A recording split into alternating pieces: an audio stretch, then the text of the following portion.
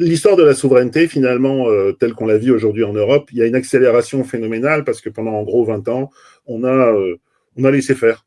Hein, parce que finalement, c'était pas très important. Il y a quelqu'un, je trouve, qui le manifeste bien, qui est Tariq Krim, on l'écoutera. Puis cette semaine, moi, j'ai assisté à un débat à l'ESSEC. La question de la souveraineté était posée. Et c'était un très, très bon débat, très, très lumineux, avec des intervenants des startups, des chefs d'entreprise, la patronne d'IBM France, et qui disaient bien qu'en fait, c'est bien de vouloir être souverain, mais encore faut-il en avoir les moyens. Parce que la vraie question, c'est que l'Europe, elle est fabuleuse pour, comme tu disais, réguler. Elle innove aussi beaucoup. Hein, on oublie, mais Linux, c'est européen. Enfin, beaucoup de choses viennent de l'Europe, mais quand il faut passer à l'échelle, c'est américain. Par les fondamentaux. La souveraineté numérique européenne n'a pas d'existence juridique parce qu'il n'y a pas de souveraineté européenne, parce qu'on n'est pas encore une structure fédérale. Donc aujourd'hui, juridiquement, il y a une souveraineté française, mais une souveraineté européenne, c'est presque un oxymore, quoi. Exactement. Il y a un mélange dans cette histoire de souveraineté, de questions politiques, de questions capitalistiques, hein, de capacité à lever des fonds et les orienter vers sa partie de l'économie. Et puis, il y a ce que Trump, en fait, excite, c'est qu'en fait, on est extraordinairement dépendant. En fait, on a laissé passer le train.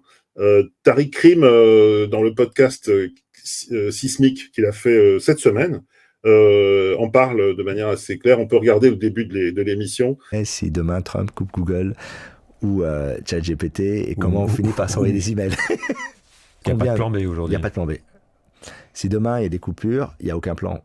Je pense qu'en France, on a un vrai sujet, c'est qu'on a mis à des postes à responsabilité des gens qui veulent le bénéfice du poste.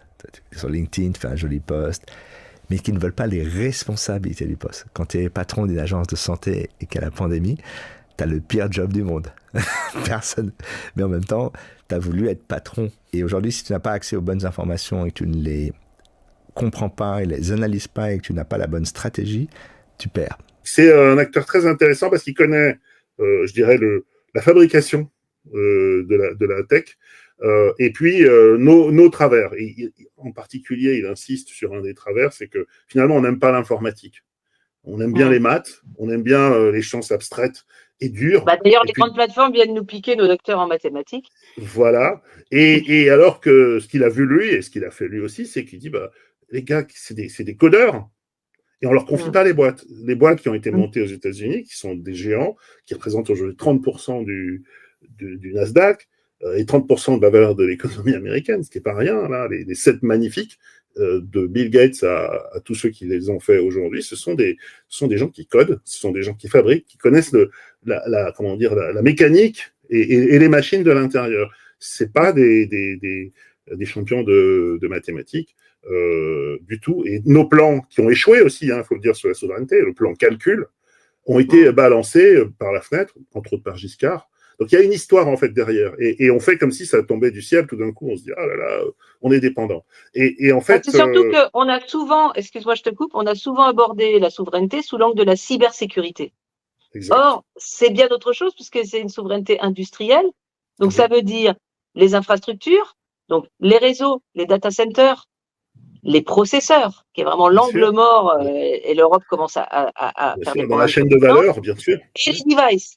Donc, en fait, il y a plein de dimensions qui sont, 1, assurer la sécurité, 2, avoir des alternatives. Alors, autant sur la sécurité, on s'est un peu concentré parce qu'on a une tradition quand même là-dedans, autant sur les alternatives, il en existe, mais alors, elles sont pas utilisées, quoi. Elles sont pas utilisées.